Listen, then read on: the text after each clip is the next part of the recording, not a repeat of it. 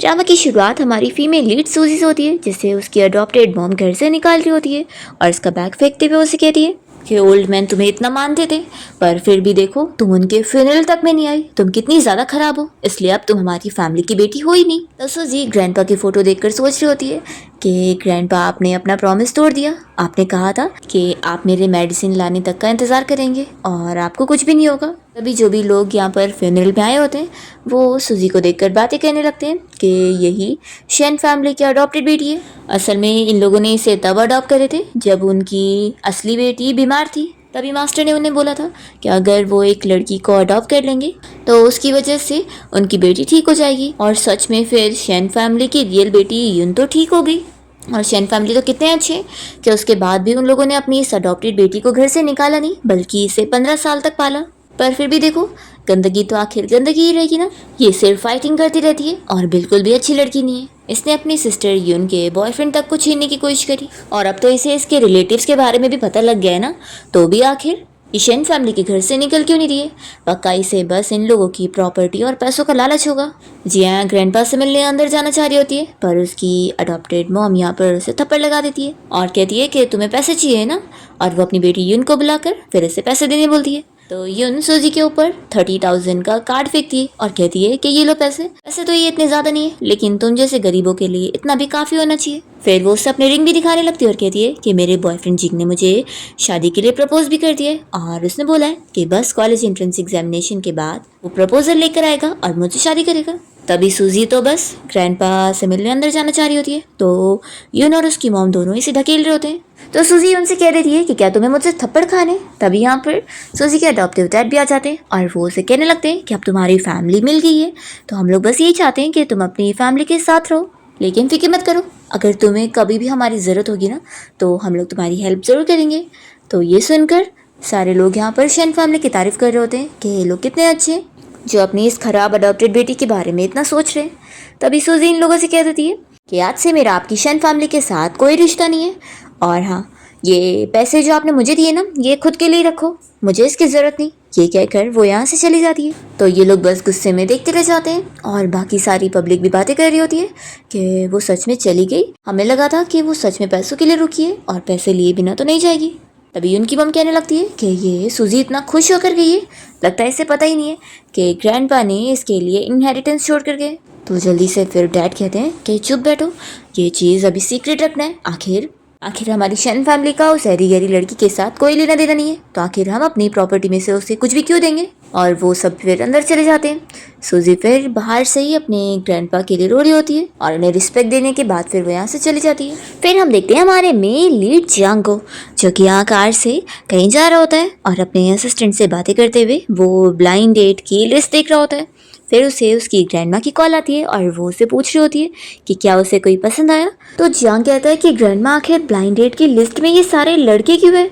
तो फिर उसकी ग्रैंडमा कहती है कि मुझे फिक्र हो रही थी कि शायद तुम्हें लड़कियां पसंद नहीं है और लड़के पसंद है, इसलिए ही मैंने सारे लड़कों की लिस्ट भेजी। देखो, मुझे कोई फ़र्क नहीं पड़ता कि तुम किसे पसंद करते हो, तो जिसे भी पसंद करो उसे घर लेकर आ जाओ, वो कैट और डॉग हुआ तो भी चलेगा। तो ये सुनकर फिर असिस्टेंट को भी हंसी आ जाती है और वो कहने लगता है कि ओल्ड लेडी तो कितनी ज़्यादा स्मार्ट है। तभी जियांग उसे गुस्से में देखता है, तो फिर असिस्टेंट अपने मुंह का जिप बंद करता है। तभी सामने से फिर वो सूजी को आते हुए देख लेता है और जियांग को बताने लगता है कि ये तो शेन फैमिली की वही फेक डॉटर है ना, जिसे घर से निकाल दिया गया। तभी सूजी तो यहाँ से जाते हुए अपनी चोट के ऊपर पानी डाल रही होती है और ये सब जियांग और उसका असिस्टेंट मिलकर देख रहे होते हैं। तो जियांग फिर अपने असिस्टेंट को भेजता है कि जाओ उस लड़की से पूछ लो कि उसे क्या कुछ हेल्प की ज़रूरत है। तो असिस्टेंट फिर जाकर सूजी से पूछता है कि लड़की क्या तुम्हें कुछ हेल्प चाहिए, तो वो मना करती है कि ज़रूरत नहीं। फिर इतने में वो कार को देखकर उसे बताती है कि कार के फ्यूल टैंक में प्रॉब्लम है। ऐसा कहकर वो चली जाती है। तो असिस्टेंट फिर इस बारे में जियांग को बताता है कि उसने बताकर गई है कि कार में कुछ गड़बड़ी है। तो जियांग फिर अपने असिस्टेंट को चेक करने बोलता है और चेक करने के बाद फिर असिस्टेंट उसे बताता है कि उसने सच बताई है, फ्यूल टैंक में प्रॉब्लम है और अगर हमने गाड़ी चलाए तो गाड़ी में आग लग सकती है। तो फिर जियांग ये सुनकर फिर कार से बाहर निकल जाता है और वो सूजी को जाते हुए देखकर सोचता है कि ये शेन फैमिली की फेक डॉटर तो बड़ी इंटरेस्टिंग है। फिर हम देखते हैं कि सूजी यहाँ मैप के लोकेशन के ज़रिए अपनी आंटी का पता ढूंढ रही होती है और इसकी आंटी यहाँ घर में अपनी बेटी से इसी बारे में बात कर रही होती है कि तुम्हारी कज़िन आखिर इतने रिच फैमिली में रही है। तो उसे हमारे पास रहने कैसे जमेगा। और वैसे वो ठीक से ज़्यादा बातें भी नहीं करती है, तो क्या तुम्हें ऐसा लगता है कि क्या वो डिप्रेशन में है? तो सूजी की कज़न सिस्टर याओ कहने लगती है कि मॉम आप इतनी फिक्र मत करो, हम लोग अगर उसके साथ अच्छे से रहेंगे तो वो हमारे साथ अच्छे से तो होगी ना। वो लोग सूजी के बारे में सब बात कर ही रहे होते हैं कि तभी सूजी यहाँ पहुँच जाती है और फिर वो अपना नाम बताते हुए उन लोगों से बताती है कि वो शेन फैमिली से आई है। तो ये सुनते के साथ ही वो लोग पहचान लेते हैं और याओ अपनी मॉम को बताने लगती है कि कज़न सिस्टर आ गई है।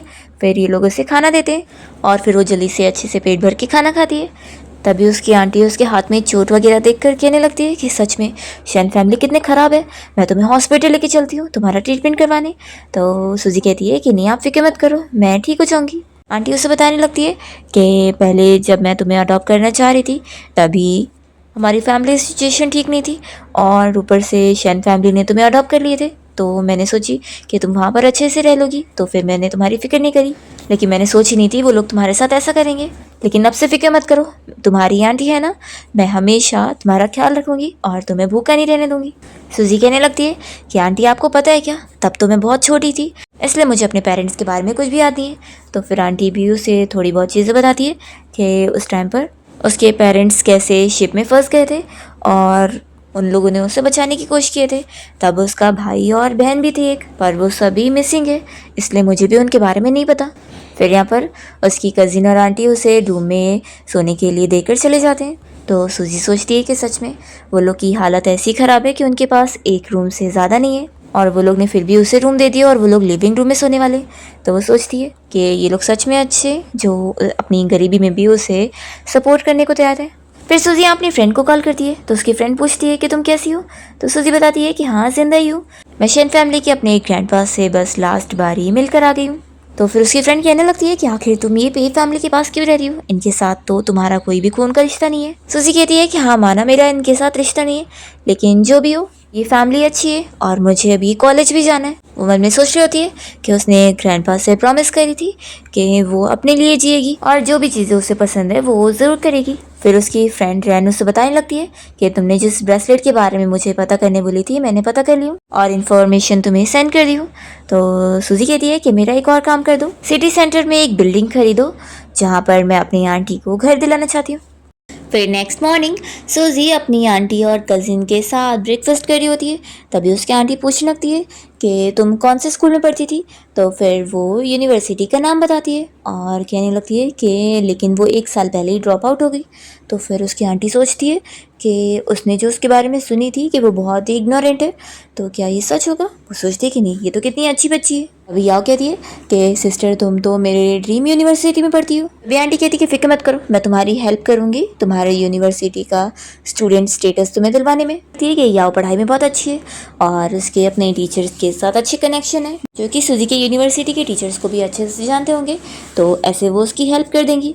तो सूजी कहती है कि नहीं नहीं आंटी इसकी ज़रूरत नहीं है। तो उसकी आंटी कहती है कि नहीं ये सच में तुम मुझ पे छोड़ दो, मैं अभी इसे स्कूल लेके ही जा रही हूँ, तुम घर पे आराम से रेस्ट करो। और फिर वो याओ के साथ फिर स्कूल जाने के लिए निकलती है। फिर सूजी भी यहाँ से अपना बैग लेकर कहीं जाने के लिए निकलती है और रास्ते में अपनी फ्रेंड से कॉल पे बात कर रही होती है।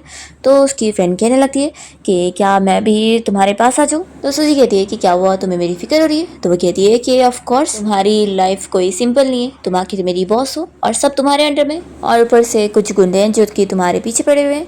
तो सूजी कहती है कि फिक्र मत करो, मुझे कोई कुछ नहीं कर सकता। और फिर वो स्कूटी से जाने के लिए निकलती है और फिर वो उसी एंटीक शॉप में पहुंच जाती है जहां पर उसे ब्रेसलेट लेना था। ये ब्रेसलेट असल में शेन फैमिली की ग्रैंड माँ का था जो कि उन्होंने कोई प्रॉब्लम आने पर बेच दी थी ग्रैंडपा के लिए। तो ग्रैंडपा की विश थी कि वो ये ब्रेसलेट को लेना चाहते थे पर ले नहीं पाए, इसलिए वो उनकी विश पूरी करने आई है। वो यहाँ पर स्टाफ से कहती है कि इस ब्रेसलेट के मैं जितने चाहे उतने पैसे दे दूंगी। तो फिर स्टाफ उसे वीआईपी रूम में बैठने बोलती है। तब यहाँ पर शॉप का बॉस आता है और उसे बताने लगता है कि इस ब्रेसलेट की कीमत 5 मिलियन है, तो क्या तुम्हारे पास है इतने पैसे। तो सूजी तुरंत ही अपना कार्ड स्वाइप करने के लिए दे देती है। तो फिर कार्ड में सच में उतने पैसे होते हैं। बॉस उसे बेचने को तैयार होता है और वो बड़ा खुश होता है। पर तभी स्टाफ बताती है कि एक और बंदा यहाँ पर इसी ब्रेसलेट को खरीदने के लिए आया और वो भी इससे भी ज़्यादा पैसे ऑफर कर रहा है। सूजी कहती है कि लेकिन मैं पहले आई हूँ ना, तो इससे मुझे बेचो। तो फिर बॉस उसे समझा देता है कि अब उसे इस ब्रेसलेट की ज़्यादा पैसे मिल रहे हैं, पूरे 8 मिलियन। तो ये उसे ही ब्रेसलेट देगा जो कि उसे ज़्यादा पैसे ऑफर करेगा। तो सूजी भी फिर पैसे बढ़ा देती है और कहती है कि ठीक है फिर मैं 10 मिलियन दूंगी। पर फिर यहाँ स्टाफ बॉस को और बताती है तो बॉस सूजी को बताता है कि उस दूसरी पार्टी ने और पैसे बढ़ा दिए और 15 मिलियन कर दिए। तो सूजी भी फिर पैसे बढ़ा के 20 मिलियन कर देती है। दूसरी ओर हम देखते हैं वो पार्टी कोई और नहीं बल्कि जियांग होता है, जिसे असिस्टेंट यहाँ पर कॉल करके बता रहा होता है कि उस लड़की ने भी पैसे बढ़ा दिए और 20 मिलियन कर दिए। तो जियांग फिर और पैसे बढ़ाने के लिए बोल देता है और यहाँ पर फिर जॉब का बॉस सूजी को समझाने लगता है कि देखो सामने वाला बंदा हार नहीं मानेगा तो अच्छा रहेगा कि तुम ही गिव अप कर दो। तो सूजी गुस्से में चिल्लाती है कि मैं भी हार नहीं मानने वाली हूँ, मेरे पास भी और पैसा है। तो फिर ये शॉप का बॉस सोच रहा होता है कि ये मामूली सी लड़की इतने सारे पैसे लगाती जा रही है, आखिर ये है कौन। सूजी अपनी फ्रेंड रैन को कॉल करके और पैसे ट्रांसफ़र करने को बोल देती है और वो पैसे बढ़ाकर 40 मिलियन देने की बात कर देती है। फिर ये बात जियांग तक भी पहुंच जाती है कि सामने वाली पार्टी ने 40 मिलियन कर दिए। तो वो सोचता है कि और पैसे बढ़ा दो, मेरी ग्रैंड माँ को ये ब्रेसलेट पसंद है तो चाहे जितने का भी हो मैं इसे लेके रहूँगा। और फिर वो यहाँ से कहीं जाने के लिए निकलता है। तभी रास्ते में हम देखते हैं कि सूजी को कुछ गुंडे मिल जाते हैं जो कि उसे देखकर उसे बीच रास्ते में परेशान करने लगते हैं। तभी रास्ते में जियांग भी अपने असिस्टेंट के साथ आ रहा होता है और वो दोनों भी सूजी को इन सारे लड़कों को परेशान करते हुए देख लेते हैं। जियांग को बहुत गुस्सा आती है और वो असिस्टेंट से स्टिक मांगता है और फिर वो खुद ही स्टिक लेकर आगे बढ़ता है इन लोगों से फाइट करने के लिए। पर तभी सूजी अकेली इन सारों को मारना शुरू कर देती है और उनसे फाइट कर लेती है। तो ये देखकर ये लोग भी शॉक रह जाते हैं। फिर ये गुंडों का जो बॉस होता है वो तो सूजी की फाइटिंग देखकर हार मान लेता है और अपने चेलों के साथ भाग लेता है। और ये सब देखकर जियांग फिर सूजी की तारीफ करता है कि ये छोटी सी लड़की तो कितनी ज़्यादा इम्प्रेसिव है। वो अपने असिस्टेंट से कहता है कि तुम इससे कुछ सीखो। सूजी जब यहाँ से गुजर रही होती है तो उसके हाथ से कैंडी नीचे गिर जाती है। तो तुरंत ही जियांग उठाता है और कहता है कि तुम्हें भी मैंगो कैंडी पसंद है, कितना बड़ा कोइंसिडेंस है। तो उसका असिस्टेंट सोचता है कि बॉस को तो मैंगो पसंद नहीं ना। जियांग कहता है कि तुम घर जा रही होगी ना, तो चलो मैं तुम्हें घर छोड़ देता हूँ। वो कहता है कि देखो तुम मुझे कोई बुरा पर्सन मत समझना, मैं बस तुम्हारी इसलिए हेल्प कर रहा हूँ क्योंकि कल तुमने मेरी जान बचाई थी रिमाइंडर देकर, तो उसके नाते बस मैं तुम्हारी घर छोड़ने में हेल्प करना चाहता हूँ। सूजी फिर मान जाती है और जब कार में आके बैठती है तो जियांग उसे कल के लिए फिर थैंक्स बोल रहा होता है और फिर उसे अपने नाम बताते हुए हैंडशेक करना चाह रहा होता है। पर सूजी उसे हैंडशेक नहीं करती है और बस उसे अपना सरनेम बता देती है। फिर वो कहता है कि तुम्हें अगर फ्यूचर में मेरी हेल्प चाहिए हो तो तुम मुझे कांटेक्ट कर सकती हो। और से वो अपना वीचैट आईडी दे रहा होता है। तो सूजी जब वीचैट स्कैन करने चाहती है तो देखती है कि जियांग को मैसेज आया हुआ है कि उसने अभी तक वो ग्रीन वाला ब्रेसलेट खरीदा कि नहीं। तो फिर ये मैसेज पढ़कर वो समझ जाती है कि यानी ये वही बंदा है, वही रिच फूल लड़का जिसने उस ब्रेसलेट की इतनी सारी प्राइस बढ़ा दिया था। फिर वो तो बहुत ज़्यादा गुस्सा हो जाती है जानकर और अपना फ़ोन छुपा लेती है और उसे अपना वीचैट भी नहीं देती है। तो जियांग समझ ही नहीं पाता और बस स्माइल करता हुआ उसे देखते रह जाता है। इसके बाद सूजी जब वॉक करते हुए अपने घर की तरफ जा रही होती है तभी जियांग भाग कर आता है और उसे अपना कोट पहना देता है और कहता है कि उसे ठंडी लगेगी। तो फिर ये कहती है कि इसकी ज़रूरत नहीं और उसे रिटर्न करके वो चली जाती है। तो ये सोचता है कि चलो अच्छी बात है, कम से कम कोई उसे इतनी ईजीली फूल नहीं बना सकता। तभी असिस्टेंट आकर जियांग को देख रहा होता है तो जियांग उस पर गुस्सा करने लगता है कि अभी तक तुमने ब्लैक मार्केट से मेरे लिए वो ब्रेसलेट खरीद नहीं पाए। फिर सूजी जब यहाँ घर आ जाती है तो उसकी आंटी उसे आकर टिफ़िन देती है और बताने लगती है आज वो स्कूल जाकर उसके स्टूडेंट स्टेटस कार्ड को रिस्टोर करवाने के बारे में बात करके आ गई है और वो काम हो जाएगा। कहती है कि ठीक है अब मैं जा रही हूँ अपनी जॉब के लिए, तुम अपना ख्याल रखना। तो सूजी को बुरा लगता है कि उसकी आंटी उसके लिए कितना कुछ सोच रही है। वो सोचती है कि उसके ग्रैंडपा बीमार थे तो उन्हें ठीक करने के लिए उसने स्कूल से छुट्टी ले ली थी और उसके ग्रैंडपा चाहते थे कि वो कम से कम अपनी स्कूल कंटिन्यू करे, इसलिए ही वो अब स्कूल जाने के लिए ये सारी अरेंजमेंट कर रही होती है। तभी वो यहाँ ब्रेसलेट निकालती है और अपनी ग्रैंडपा के फ़ोटो के सामने उन्हें दिखाने लगती है कि आप फिक्र मत करो, ग्रैंडपा का ब्रेसलेट अब मैंने ले आई हूँ और इसे मैं उनकी ग्रेड में बड़ी कर दूँगी।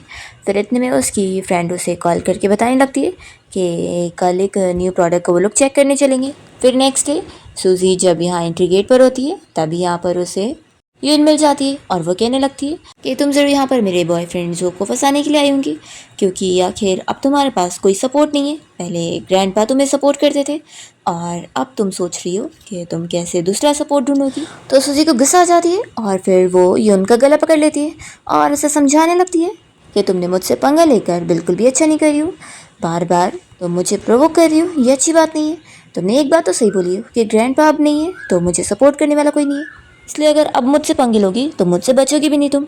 और वो गुस्से में फिर इसे दूर करके यहाँ से अपना अंदर चली जाती है। तो यून के बॉयफ्रेंड जो को भी गुस्सा आती है कि ये लगता है पूरी पागल है। फिर यून कहने लगती है कि यहाँ पर तो सिर्फ रिच लोगों को ही आने मिलता है, तो ये आखिर कैसे अंदर जा पा रही है, इसने किसके साथ कनेक्शन बना ली। फिर तभी यहाँ पर मैनेजर आता है और इन लोगों को चिल्लाने लगता है कि उनको इस होटल से ब्लैक लिस्ट किया जा रहा है और यहाँ पर उन्हें एंट्री नहीं मिलेगी। तो फिर वो लोग कहने लगते हैं कि हमने ऑलरेडी टेबल बुक करे थे। तो मैनेजर बताता है कि तुम लोगों ने हमारे वीआईपी कस्टमर को परेशान किया है। तो यून तो सूजी के बारे में सोच रही होती है कि उसने लगता है सच में किसी रिच मैन को फंसा लिया है। वो यहाँ से जो के साथ गुस्से में चली जाती है। फिर सूजी यहाँ अपने होटल रूम में जाती है जहाँ पर उसकी फ्रेंड पहले से उसका इंतज़ार कर रही होती है। वो उसके पंच से बच जाती है और फिर यहाँ दोनों साथ में आकर बैठते हैं। उसे बताने लगती है कि तुम्हारे नाम से मैंने मैनेजर से बात करी और तुम्हारी सिस्टर को यहाँ से निकलवा दी। तो सूजी कहती है कि यानी यूनशंग कंपनी की बॉस भी मैं ही हूँ। ओह, मेरी इतनी सारी इंडस्ट्री है कि मैं भूल जाती हूँ। फिर इसके बाद सूजी जब अपने घर पहुँचती है तो उसकी आंटी उसे खुशी के मारे बताने लगती है कि वो लोग अब यहाँ से सिटी में रहने जाने वाले, क्योंकि अब जो ये एरिया है वो डिमोलिश होने वाला है। तो उन लोगों को यहाँ से अब किसी और जगह शिफ्ट किया जा रहा है। तो अब उन लोगों को सिटी के एरिया में अच्छा सा घर मिल रहा है। वो इस बारे में सूजी को बताते हुए खुश हुई होती है। तो सूजी कहती है कि फिर तो कितनी अच्छी बात है। तब यहाँ पर फिर याओ कहने लगती है कि लेकिन कहीं ये कोई स्कैम तो नहीं। तो सूजी उसे समझाती है कि तुम ज़्यादा मत सोचो और वो अपनी आंटी से कहती है कि कितना अच्छा रहेगा, हम लोग यहाँ पे शिफ्ट होंगे। फिर नेक्स्ट डे सूजी अपना स्कूल ज्वाइन करती है और जब वो क्लास में आती है तो सभी स्टूडेंट उसे देखकर खुश हो रहे होते हैं कि ये ब्यूटीफुल लड़की हमारी न्यू क्लासमेट है। तभी इतने में एक लड़की सूजी के बारे में सभी को बताने लगती है कि मेरी कज़न सिस्टर स्कूल में पढ़ती थी, ये वहीं की स्टूडेंट है और मेरी सिस्टर ने मुझे बताई थी कि ये सूजी बहुत ही ख़राब लड़की है, ये फाइटिंग करती रहती थी और क्लास को भी स्किप करती थी, इसलिए लगता है उसे स्कूल से निकाल दिए। तो सभी लोग कहते हैं कि अच्छा, तो ये इतनी ख़राब स्टूडेंट है, फिर इसे आखिर हमारी क्लास में क्यों डाल दिया गया। एक लड़की भी यहाँ पर सूजी के बारे में फिर सोच रही होती है कि ये लड़की कहीं फिर हमारी स्टडी में इफेक्ट ना कर दे। टीचर सूजी को क्लास में बैठने बोल देती है और तभी यहाँ पर सूजी जब जा रही होती है तो एक स्टूडेंट उसे कहने लगता है कि तुम क्लास में अच्छे से पढ़ाई करना, हमारे स्टडीज़ को डिले मत करना। अभी सूजी उसका कोई पेपर देखने लगती है तो वो तुरंत छुपा रहा होता है। तो सूजी उसे मारने का डराती है और फिर जाकर अपनी सीट पर बैठ जाती है। तो सारे स्टूडेंट्स हंस रहे होते हैं। फिर क्लास खत्म होने के बाद सारे स्टूडेंट बाहर गए होते हैं और तभी यहाँ पर एक लड़की जिसका नाम वेवे, वो यहाँ पर सूजी का पेपर देख लेती है कि उसने मैथ्स के प्रॉब्लम कैसे सॉल्व करी है। वो शॉक हो जाती है कि टीचर ने जो भी सिखाया इसने तो उसने भी अच्छा सॉल्व करी है। तो वो तो सोचे पड़ जाती है कि सभी तो कह रहे थे कि ये अच्छी स्टूडेंट नहीं है और ना पढ़ाई में अच्छी है।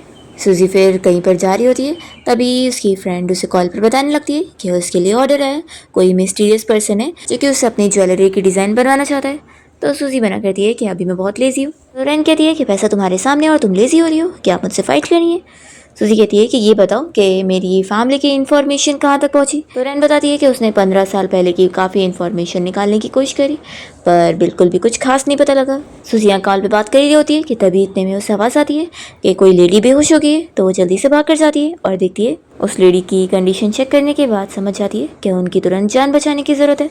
तो फिर वो अपना नीडल निकालने लगती है और तभी यहाँ ये लोग जो कि एम्बुलेंस को कॉल करने जा रहे थे उसे कहते हैं कि तुम आखिर क्या कर रही हो। तो सूजी उन्हें समझाती है कि उनका तुरंत ही ट्रीटमेंट करने की ज़रूरत है। फिर वो उनका नीडल से ट्रीटमेंट करने के बाद उनके मुंह में अपनी पिल भी डाल देती है, जिसके बाद फिर ग्रैंडमा को तुरंत ही होश आ जाता है। ये देखकर सभी सोचते हैं कि लगता है ये लड़की सच में प्रोफेशनल है, इससे मेडिसिन की नॉलेज है लगता है। फिर उस ओल्ड लेडी का ड्राइवर यहाँ पर आ जाता है तो सारे लोग यहाँ से फिर जा चुके होते हैं और फिर एक ग्रैंडमा तुरंत ही सूजी को थैंक्स बोलने लग जाती है कि उसने उनकी जान बचाई। सूजी उन्हें और मेडिसिन दे देती है और कहती है कि इससे आप 2 दिन तक टाइम पर ले लेना तो फिर आप पूरी रिकवर हो जाओगी। तो फिर तुरंत ही उसके पैसे देने को कर रही होती है। सूजी मना करती है कि नहीं, इतनी छोटी सी चीज़ के लिए पैसों की ज़रूरत नहीं है। तो फिर ग्रैंडमा उसे देखती रह जाती है कि लड़की कितनी ज़्यादा अच्छी है और इतने अच्छे दिल की है कि फ्री में हेल्प करिए। वो कहने लगती है कि लड़की, तुमने मेरी इतनी बड़ी मदद करी हो तो क्यों ना मेरे घर चलो, मेरी फैमिली तुम्हें अच्छे से थैंक्स करेंगे।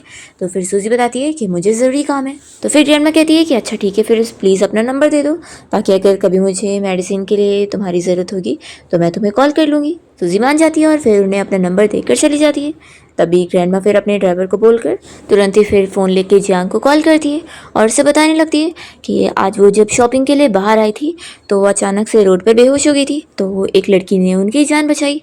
ये सुनते के साथ ही जियांग कह रहा होता है कि ग्रैंडमा आप कहाँ पर हो, मैं अभी वहाँ पर आता हूँ और आपको चेकअप के लिए हॉस्पिटल लेके चलता हूँ। तो फिर ग्रैंडमा कहती है कि फिक्र मत करो, अब मैं ठीक हूँ और वैसे मैं अब तक बहुत सारे चाइनीज़ मेडिसिन की डॉक्टर से मिल चुकी हूँ, लेकिन अब तक मैंने इतनी अच्छी आउटस्टैंडिंग चाइनीज़ मेडिसिन डॉक्टर नहीं देखी। पक्का वो लड़की तो उन सारे डॉक्टर की भी मास्टर होगी। और अभी तुम फिक्र मत करो, मैं ड्राइवर के साथ हॉस्पिटल चली जाऊँगी चेकअप के लिए, तो अभी तुम्हें आने की ज़रूरत नहीं है। तो फिर वो कहता है कि ठीक है फिर ग्रैंड माँ उस लड़की को मेरे लिए ज़रूर थैंक्स बोल देना। तो ग्रैंड माँ कहती है कि ऑफ कोर्स उसे थैंक यू करना तो बनता ही है। देखो मैंने तुम्हें उस लड़की का नंबर सेंड कर दियो, तुम उसे वीचैट पे मैसेज करो और उसे हमारे घर पे डिनर के लिए बुलाओ उसे थैंक्स करने के लिए। तो जियांग कहता है कि ग्रैंड माँ इन सब की ज़रूरत नहीं है, आप फिक्र मत करो, मैं 1 साल के अंदर ही आपको अपनी गर्लफ्रेंड ले आकर दिखाऊंगा, तो आपको ये सारी चीज़ें करने की ज़रूरत नहीं पड़ेगी। तो ग्रैंड माँ बताने लगती है कि अरे वो लड़की सच में बहुत ज़्यादा क्यूट और ब्यूटीफुल है और ऊपर से उसे पैसे भी पसंद नहीं है। देखो अगर तुम्हें अपनी ग्रैंड माँ से प्यार है ना, तो तुम्हें उस लड़की से ज़रूर मिलना चाहिए, तुम्हें वो बहुत ही पसंद आने वाली है। तो जियांग कहता है कि ठीक है ग्रैंड माँ, अभी आप अपना चेकअप के लिए जाओ, जब मेरा काम हो जाएगा तो फिर मैं भी आपसे मिलने पहुँचता हूँ। ऐसा बोलकर वो कॉल कट कर देता है। तो ग्रैंड माँ फिर ड्राइवर से डिस्कस करती है कि ये लड़का भी ना पता नहीं इसका हमेशा सिंगल रहने का इरादा है। दूसरी तरफ यहाँ पर जियांग अपने असिस्टेंट से पूछता है कि उस डिज़ाइनर J5 से कांटेक्ट हो पाए कि नहीं। तो असिस्टेंट बताता है कि उसने डिज़ाइन बनाने से मना कर दिए। जियांग कहता है कि तुमने प्राइस बढ़ाई कि नहीं। तो असिस्टेंट बताता है कि बॉस मैंने वो भी बढ़ा के देख लिया, लेकिन वो मना कर रही है कि उनके पास अभी पैसों की कमी नहीं है। तो जियांग कहता है कि उसे 8 फिगर्स भी कम लग रहे हैं, ये भी उसे छोटा अमाउंट लग रहा है, तो फिर आखिर वो कितना लेती होगी। तो फिर असिस्टेंट बताने लगता है कि वो डिज़ाइनर J5 अपनी इंडस्ट्री में कितनी ज़्यादा फेमस है और वो बहुत ही लो प्रोफाइल में रहती है, और उसके बारे में सुनने को मिला है वो ऑर्डर्स भी काम का तभी लेती है जब उसका मूड होता है। तो जियांग कह रहा है कि अच्छा ठीक है, उसे कांटेक्ट करते रहो जब तक वो मान ना जाए, और प्राइस का कह देना कि प्राइस हम जितना चाहे वो हम दे देंगे। आखिर मेरी ग्रैंडमा को यही डिज़ाइनर पसंद है, तो मैं उसी से ही ज्वेलरी डिज़ाइन बनवाऊंगा। लास्ट टाइम ग्रैंडमा को जो ब्रेसलेट पसंद था वो तो मैं खरीद नहीं पाया, तो कम से कम उन्हें मैं दूसरी अच्छी सी डिज़ाइन बनवा कर देना चाहता हूँ उन्हें खुश करने के लिए। फिर कार से जब जियांग जा रहा होता है तो रास्ते में एक बच्चे को कैंडी खाते हुए देखकर वो अपने असिस्टेंट को कार रोकने बोलता है और फिर कैंडी का बॉक्स खरीद के लेकर आता है। तो असिस्टेंट ये देखकर सोचने लगता है कि बॉस को तो कभी भी मैंगो कैंडी पसंद नहीं आती है और आज वो पूरा बॉक्स खरीद के लेकर आए। तो असिस्टेंट सोचता है कि इसका मतलब है कि बॉस ने ये खुद के लिए नहीं बल्कि उस लड़की के लिए खरीदा होगा, क्योंकि ये कैंडी तो उस लड़की को ही पसंद थी। लगता है बॉस को वो लड़की पसंद आ गई है, फिर तो कितनी अच्छी बात है। फिर हम सूजी को देखते हैं जो कि घर पे अपनी कजिन सिस्टर याओ के साथ स्टडी कर रही होती है, मतलब उसे स्टडी में हेल्प कर रही होती है और उसे क्वेश्चन सॉल्व करके जा रही होती है। तो फिर वो बहुत खुश होने लगती है और कहती है कि सिस्टर क्या आप मुझे बहुत सारा और भी समझाओगी, मैं फिर आपके लिए फ्राइड चिकन बनाऊंगी। तो सूजी मान जाती है और फिर वो उसे सारे सम्स को अच्छे से समझा देती है। तो याओ बहुत ही खुश होती है और कहती है कि कजिन आप तो कितनी इंटेलिजेंट हो।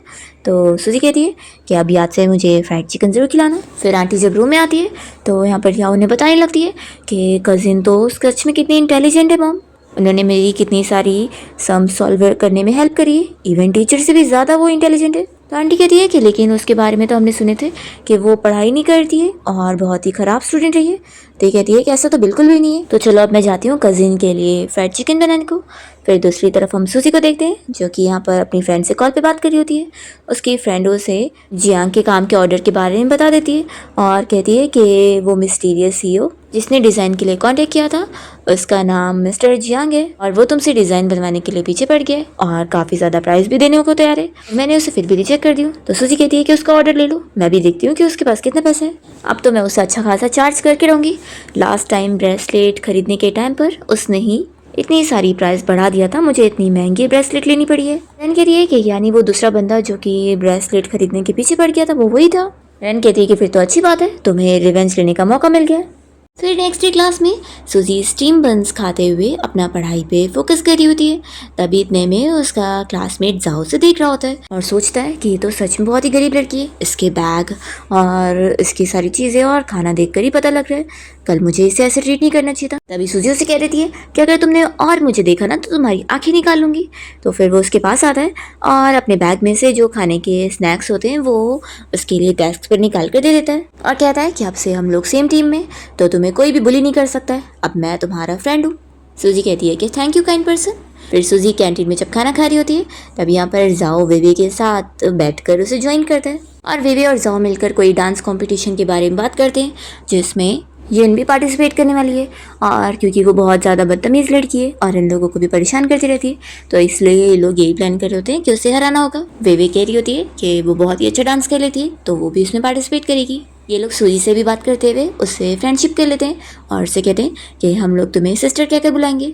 तो फिर वो भी मान जाती है।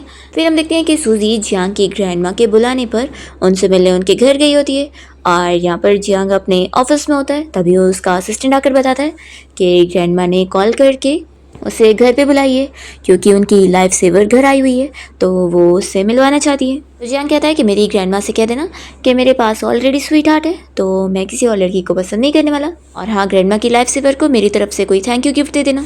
असिस्टेंट यहाँ पर सूजी की सारी इन्फॉर्मेशन उसे बताने लाया होता है कि उसने सूजी के बारे में सब पता करने बोला था। तो वो बताता है कि जब वो 3 साल की थी तब तक वो ऑर्फनेज में थी और तभी फिर शेन फैमिली ने उसे अडॉप्ट कर लिए थे। उसके बाद से मिस सूजी के बारे में ये इन्फॉर्मेशन है कि वो बहुत ही ख़राब कैरेक्टर की थी और बिल्कुल भी किसी की बात नहीं सुनती थी, तो उनकी लाइफ क्योटिक रही है। तो इसी वजह से शेन फैमिली का कहना है कि उन लोगों ने उसके 18 ईयर पे उसे घर से निकाल दिए।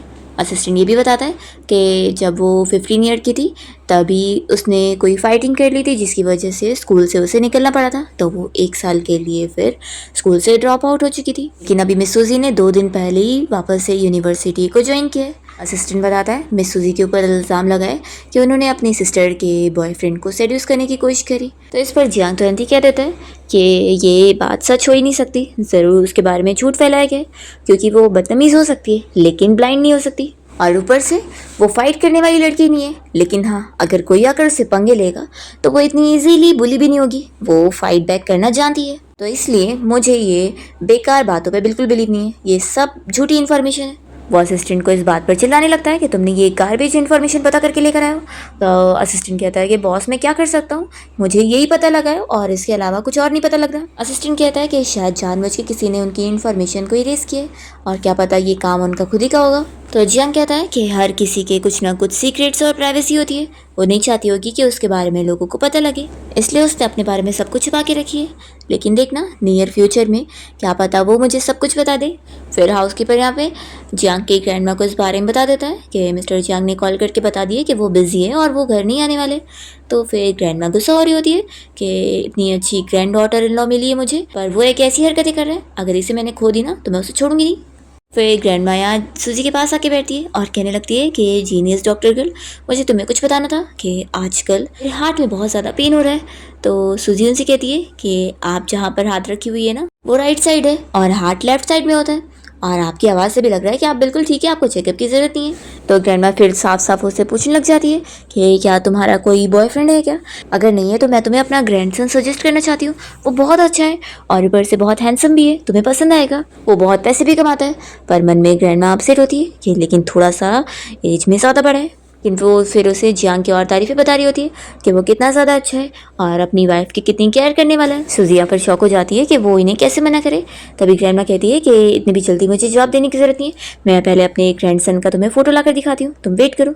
तभी सूजी को फिर यहाँ पर उसकी फ्रेंड का कॉल आ रहा होता है काम के बारे में बात करने के लिए। तो फिर वो कहती है कि ठीक है, सामने वाले बंदे से तुम बात कर लो, मैं डिज़ाइन बनाने के लिए रेडी हूँ और प्राइस तुम डिस्कस कर लेना। फिर यहाँ पर सूजी निकल रही होती है, ग्रैंडमा के लिए वो पेपर में लिख कर चली जाती है कि उसे भी काम है इसलिए वो जा रही है।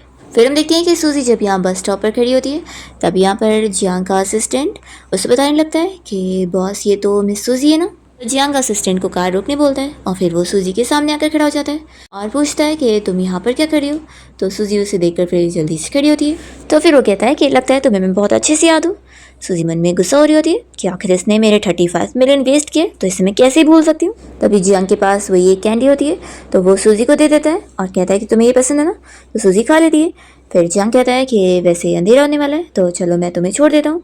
तो सूजी मान जाती है। जब वो लोग कार में आके बैठते हैं तो असिस्टेंट फिर जियांग से बता रहा होता है कि डिज़ाइनर जेफाई के साथ मिलने का जो टाइम है वो नज़दीक है। जियांग सूजी से कहता है कि मैं अपना काम कर रहा हूँ, तुम अपना रेस्ट कर सकती हो। तो फिर वो मन में सोचती है कि लगता है ये कुछ ज़्यादा सीरियस है डिज़ाइन के लिए, तो इसे थोड़ा डिस्काउंट दे देती हूँ। फिर यहाँ पर असिस्टेंट को तो सूजी की फ्रेंड प्राइस बताती है कि वो 50 मिलियन लेगी। तो इतना ज़्यादा प्राइस सुनकर तो यहाँ पर जियांग भी शौक होता है कि ये कुछ ज़्यादा ही पैसे ले रही है। सूजी अपनी फ्रेंड को कह देती है कि तुम 50 मिलियन से कम पे मानना मत, आखिर उसने मेरा 35 मिलियन वेस्ट किया तो उसे 5 मिनट का टाइम दो इस बारे में सोचने के लिए। फिर यहाँ पर असिस्टेंट फिर जियांग को बता देता है तो जियांग सोचता है कि क्या मेरा उसके साथ कोई दुश्मनी चल रही है जो वो मेरे से इतने सारे पैसे मांग रही है। फिर जियांग काफ़ी सोचने के बाद अपने असिस्टेंट को बोल देता है कि हाँ उसे हाँ बोल दो। फिर ये सब सुनकर सूजी सोच रही होती है कि लगता है इससे तो डिज़ाइन बनवानी है। तभी यहाँ पर जियांग सुई से पूछता है कि लगता है तुम्हें कैंडी पसंद आई है, तुम्हें ये कैंडी इतनी पसंद है। तो फिर वो उसे कैंडी का पूरा बॉक्स दे देता है और कहता है कि लास्ट टाइम मैं तुम्हें अच्छे से थैंक्स नहीं कर पाया था, तो कम से कम इसे ले लो। तो सूजी फिर ले लेती है और यहाँ पर जियांग फिर उसे उसका वीचैट मांगने लगता है। तो सूजी उसे वीचैट शेयर करती है। तो जियांग खुश हो जाता है, यानी ये इतनी भी ज़्यादा ज़िद्दी नहीं है, बस मैंने तरीका ही गलत यूज़ किया था। फिर नेक्स्ट डे सूजी देखती है कि वेवे यहाँ डांस रूम में प्रैक्टिस कर रही होती है और उसके डांस स्टेप परफेक्ट नहीं होते। तो फिर वो जाती है उसकी हेल्प करने के लिए और उसे बताती है कि उसे कैसे स्टेप्स करने चाहिए। तो फिर वो उसको काफ़ी इम्प्रूव करवा देती है और समझा देती है कि अगर वो ऐसे करेगी तो फिर पक्का डांस कॉम्पिटिशन जीत जाएगी।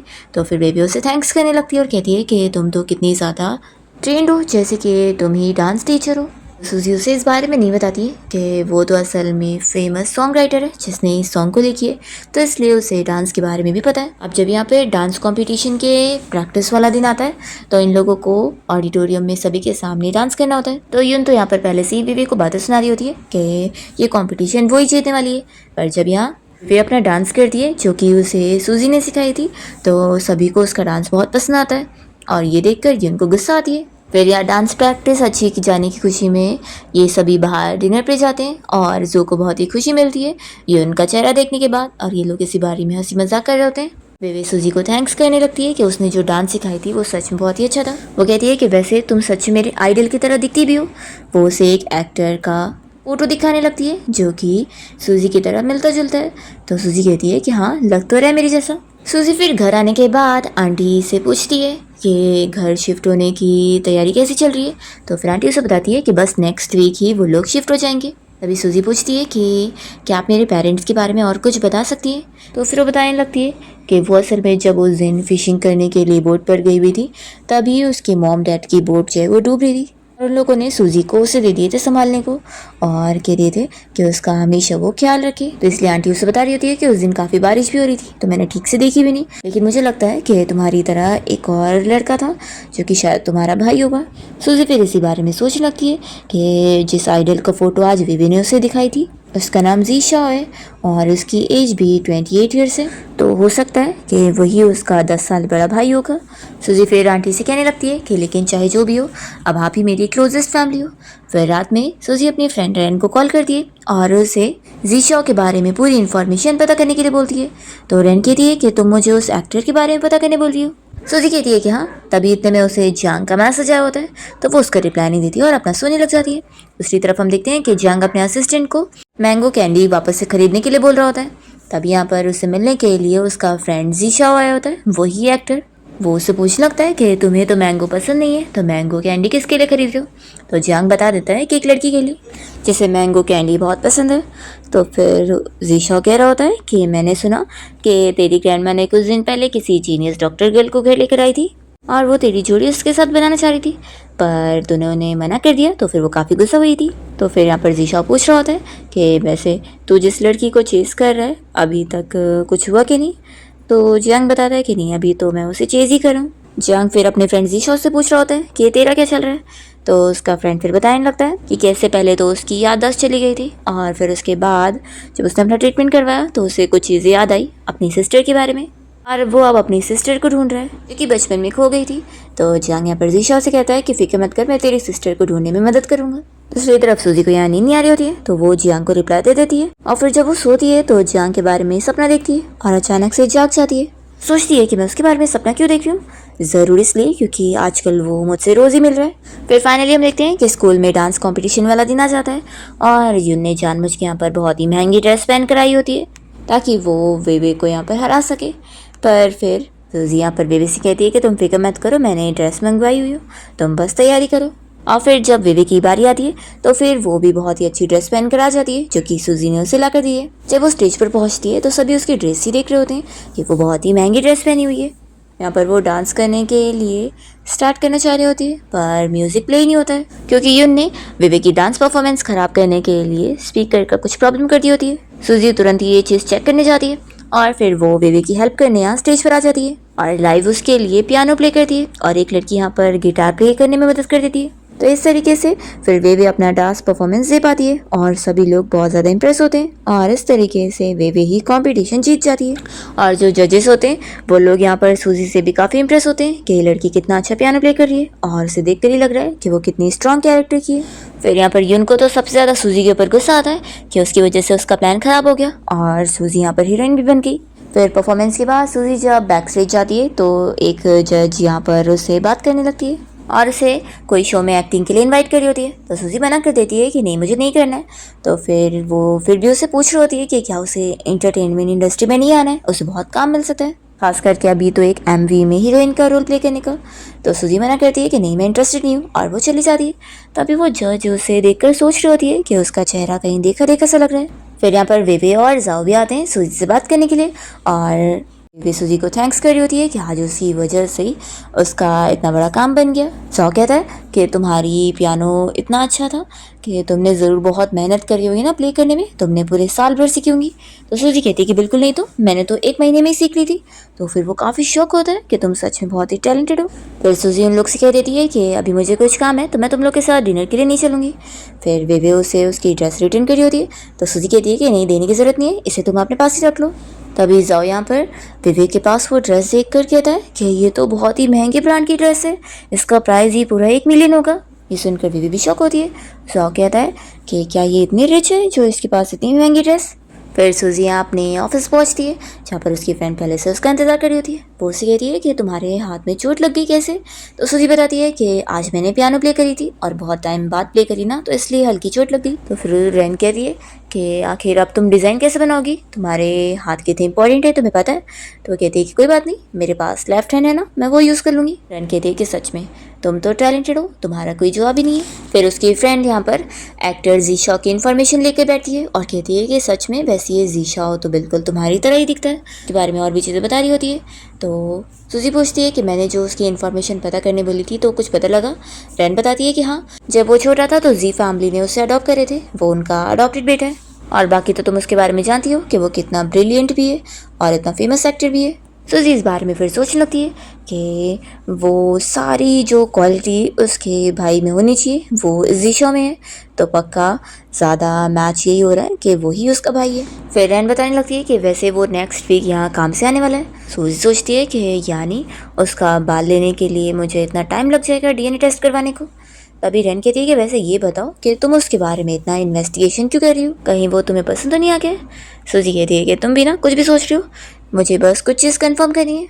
रैन कहती है कि वैसे मुझे लगता है कि तुम्हें अगर कोई पसंद आना चाहिए तो वो मिस्टर जियांग होगा, देखो वो कितना हैंडसम भी है, उसके लुक्स भी इतने अच्छे। सूजी ये सुनकर फिर चुप हो जाती है। तभी इतने में उसे जियांग का मैसेज आया होता है। वो उसे पूछ रहा होता है कि क्या तुम्हें और कैंडीज़ खानी है, मेरे पास और फ्लेवर के भी ऑप्शन है जो कि मुझे यहाँ मिल रहे हैं। सूजी मना करती है। तो जियांग कहता है कि वैसे तुम कहाँ पर हो, हम लोग साथ में डिनर करते हैं। तो सूजी फिर मान जाती है और उससे मिलने पहुँचती है। तभी जियांग फिर अम्ब्रेला लेकर आ जाता है और कहता है कि ये कहीं तुमने ज़्यादा देर तो नहीं वेट करी ना। फिर वो उसके हाथ पर निशान देख कर पूछता है कि क्या तुम्हें किसी ने बुली किया। तो सूजी कहती है कि नहीं। तो फिर कार में वो उसे एक कैंडी का बॉक्स देता है और फिर बीच रास्ते में कार रुकवा कर वो सूजी के लिए मैंगो कोल्ड ड्रिंक देकर आता है और फिर उसे उसका हाथ देने बोलता है। तो सूजी सोचती है कि वो सच में उसकी कितनी केयर कर रहा है। फिर यहाँ पर वो उसके हाथ पर मेडिसिन लगाने लगता है और कहता है कि ये मेडिसिन बहुत ही अच्छी है, इससे तुम जल्दी ठीक हो जाओगी। तो वो सोचने पड़ जाती है कि ये मेरी इतनी केयर क्यों कर रहा है, पहले इसने मेरे लिए कैंडी लेकर आया, फिर कोल्ड ड्रिंक और अब मेडिसिन भी लगा रहा है। जहाँ कहता है कि अगर इस मेडिसिन से भी ठीक नहीं हुआ 3 दिन में तो फिर तुम्हें फिर हॉस्पिटल चलना पड़ेगा। वो फिर पूछता है कि वैसे तुम मुझे क्यों देख रही हो। सूजी कहती है कि कुछ नहीं, तो तुम बस मुझे किसी की याद दिला रहे थे, मैं यही सोच रही थी। जियांग पूछता है कि किसकी। तो सूजी बताती है कि मेरे ग्रैंडपा की। ये सुनकर असिस्टेंट को भी हंसी आने लगती है और वो सोचता है कि मिस सूजी को मेरे बॉस ओल्ड मैन की तरह लगते हैं, आखिर उनकी हरकतें है भी। जियांग सूजी से पूछ रहा होता है कि वो ऐसा क्यों बोल रही है। तो सूजी कहती है कि मेरे ग्रैंडपा भी मुझे ऐसी मेडिसिन लगाया करते थे। जियांग कहता है कि फिर क्या कोई और भी तुम्हें ग्रैंडपा की याद दिलाता है। सूजी कहती है कि बिल्कुल भी नहीं, क्योंकि कोई और मुझे ऐसे मेडिसिन नहीं लगाता। तो फिर ये सुनकर वो हैप्पी हो जाता है और पूछता है कि क्या तुम्हें ये कोल्ड ड्रिंक पसंद आई। तो फिर ठीक है, अगली बार से मैं हर बारी तुम्हारे लिए ये लेकर आऊँगा। तो वो पूछती है कि तुम ये सब क्यों कर रहे हो। तो फिर जियांग उसे बताता है कि तुमने मेरी जान बचाई हो, तो आखिर तुम्हें रिपे करना तो बनता ही है ना, तुम मेरी लाइफ सेवर हो और लाइफ सेवर को मैं हमेशा खुश रखना चाहता हूँ। तो सूजी फिर मान जाती है और वो तो बहुत खुश होती है। फिर जियांग सूजी को लेकर जब यहाँ रेस्टोरेंट में आया होता है तो वो अपना काम करने लगी होती है। तो ये उसे देख रहा होता है और सोचता है कि वो तो इस जगह से बहुत ज़्यादा फैमिलियर लग रही है।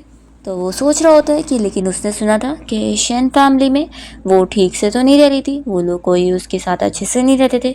तो आखिर यहाँ पर वो आती कैसे थी, ज़रूर उसकी कोई और भी कनेक्शन होंगे, वो समझ जाता है। फिर सूजी का काम करके हो जाता है और यहाँ पर खाना भी आ चुका होता है। तो वो जियांग से कहती है कि तुम कुछ खा क्यों नहीं रहे हो। तो कहता है कि मुझे भूख नहीं है। असिस्टेंट बताने लगता है कि असल में मेरे बॉस को बैड स्टमक की प्रॉब्लम है। तो सूजी कहती है कि अच्छा। वो तुरंत ही फिर उसका पल्स चेक करती है और कहती है कि ये बहुत ही वीक बता रहा है, यानी तुम्हारी डाइट ठीक नहीं है। सूजी कहती है कि लेकिन फिक्र मत करो क्योंकि ये बहुत ही बड़ी प्रॉब्लम नहीं है। वो तुरंत ही उसे मेडिसिन प्रिस्क्राइब करके दे देती है और कहती है कि इसे अगर 1 महीना लोगे ना तो फिर जल्दी ठीक हो जाओगे। तो कहता है कि तुम्हें चाइनीज़ मेडिसिन की नॉलेज है। सूजी कहती है कि हाँ, थोड़ा बहुत। फिर जियांग यहाँ से सूजी को कार से उसके घर तक छोड़ने जाता है। तो वो उसे खाने के लिए थैंक यू बोल रही होती है। जियांग कहता है कि थैंक यू की ज़रूरत नहीं है। वो उसे पैक करा के खाना दे देता है कि ये तुम अपनी फैमिली को भी दे सकती हो। तो सूजी उसे थैंक यू और बाय बाय बोलकर फिर चली जाती है। फिर जियांग कार से जाते हुए अपने असिस्टेंट को सूजी की दी हुई मेडिसिन को खरीदने के लिए बोल देता है।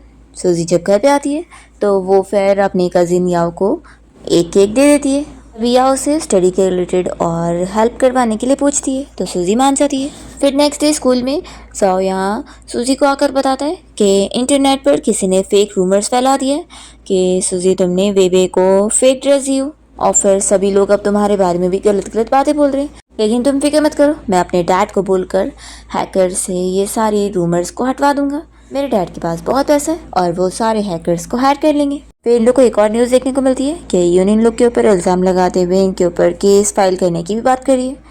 सूजी कहती है कि तुम लोग फिक्र मत करो, मैं सब हैंडल कर लूँगी। दूसरी ओर हम देखते हैं कि यून तो सूजी को पूरा बर्बाद करने के पीछे पड़ी होती है। दूसरी ओर हम जियांग को देखते हैं जो कि अपना काम में बिजी हो रहा है।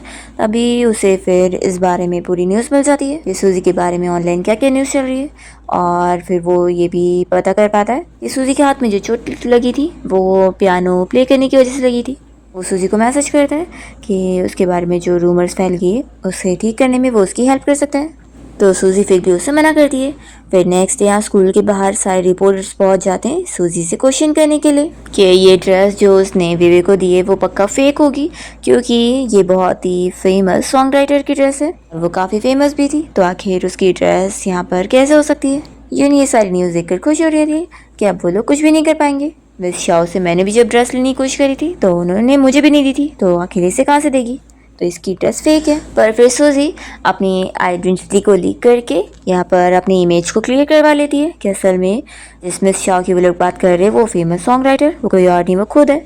तो फिर यहाँ पर अब वो लोग ऐसा नहीं बोल सकते हैं कि उसने कोई फेक ड्रेस दी क्योंकि वही असली है। दूसरी ओर हम यहाँ पर यून को देखते हैं जो कि अपना इंटरव्यू दे रही होती है और वो सूजी की बुराइयाँ करने में लगी होती है। पर तभी इन रिपोर्टर्स को भी न्यूज़ देखने मिल जाती है और उन लोग को पता लग जाता है कि सूजी ने सच बोली है और ये झूठी लड़की है। तो ये लोग तो इसका इंटरव्यू लेना छोड़कर यहाँ से चले जाते हैं। तभी फिर यून की मॉम यहाँ पर आती है और कहती है कि न्यूज़ देखो तुम।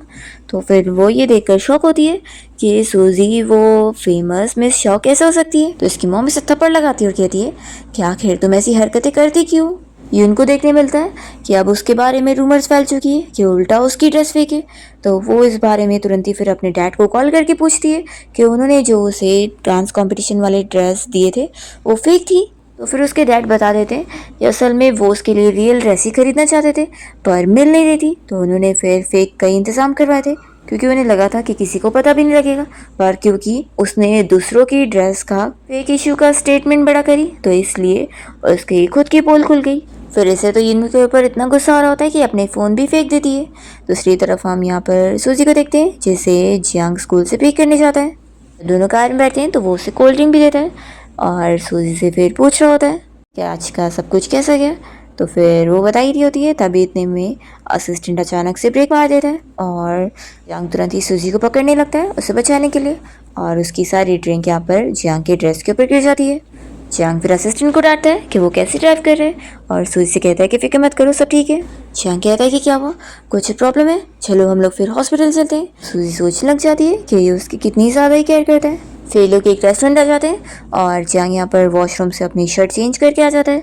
तो सूजी फिर उसे देखती रह जाती है जियांग कहता है कि क्या मैं अच्छा लग रहा हूँ? तो सूजी कहती है कि हाँ ठीक ही है, और वो फिर अपना वॉशरूम जाती है। और तभी यहाँ पर इसे यून और उसके मॉम डैड मिल जाते हैं और वो उसे चिल्लाने लगते हैं कि उसने जो पिछला वाला इशू करी है उसकी वजह से उनकी बेटी के ऊपर इतना बड़ा इल्जाम लग गया है। वो लोग उससे पूछ रहे होते हैं कि आखिर तुम क्या चाहती हो, और यून तो सूजी को पकड़ने लग जाती है। तो सूजी उसे पुश करती है और कहती है कि मुझे तुम्हारी लाइफ चाहिए, क्या दोगी? तभी जियांग यहाँ पहुंच जाता है और वो अपने असिस्टेंट को तुरंत ही यहाँ की जो सीसीटीवी फुटेज है वो हैंडल करने के लिए बोल देता है, ताकि सूजी के बारे में कुछ भी गलत रूमर ना फैले।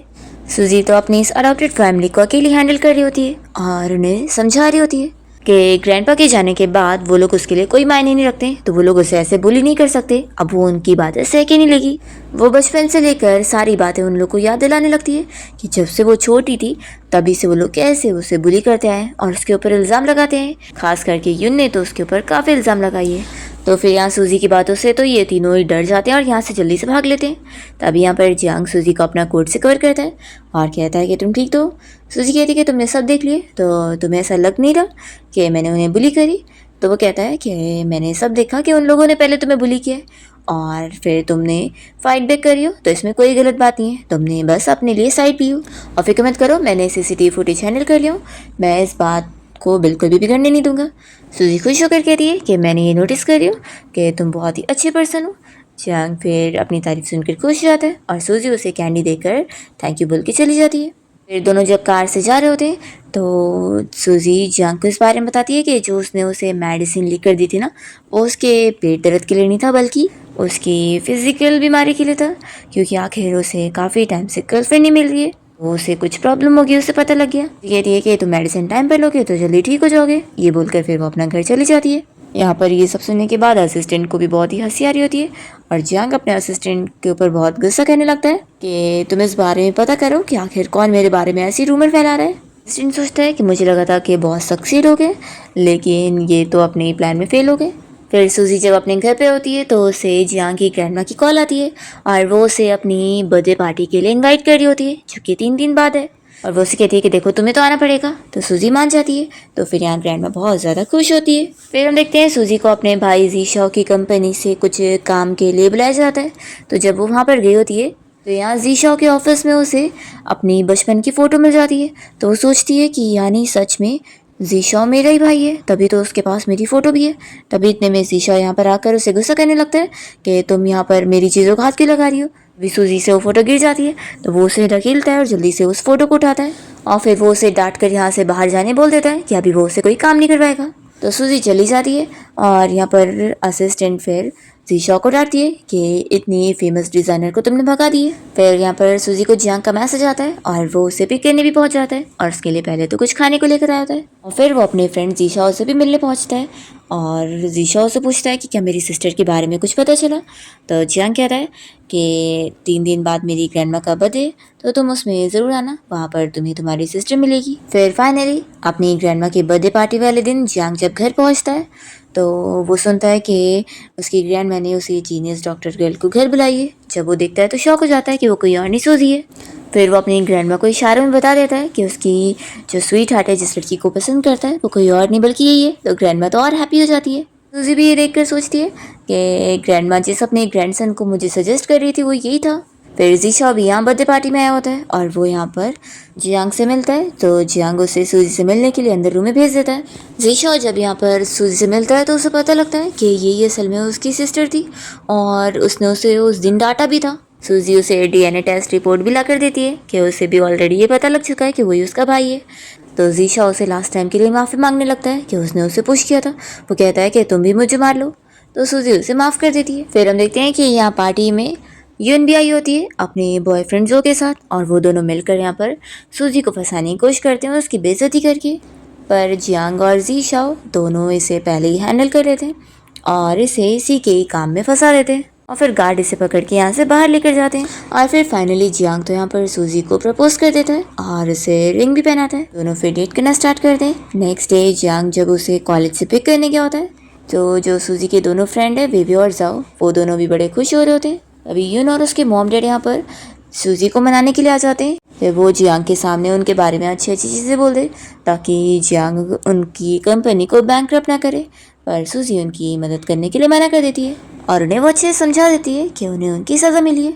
तो फिर ये लोग तो बस अपना फंस जाते हैं। सूजी फिर जियांग के साथ अपनी आंटी और कजिन से मिलने जाती है और उन्हें बताती है कि उसे अपना रियल भाई मिल चुका है जो कि उसकी फैमिली है, और जियांग को भी अब वो डेट कर रही है। तो अब वो फाइनली अपने घर जा रही है। तो आंटी तो सूजी की खुशी देखकर बहुत खुश होती है कि अब उसे फैमिली मिल गई है, इससे अच्छी बात क्या हो सकती है। फिर कार से जाते वक्त सूजी जियांग से कहती है कि मेरे ग्रैंडपा ने मुझे हमेशा कहा था कि मुझे कोई सीक्रेट नहीं रखना चाहिए, तो मैं तुम्हें बताना चाहती हूँ कि असल में मैं ही वो डिज़ाइनर J5 हूँ।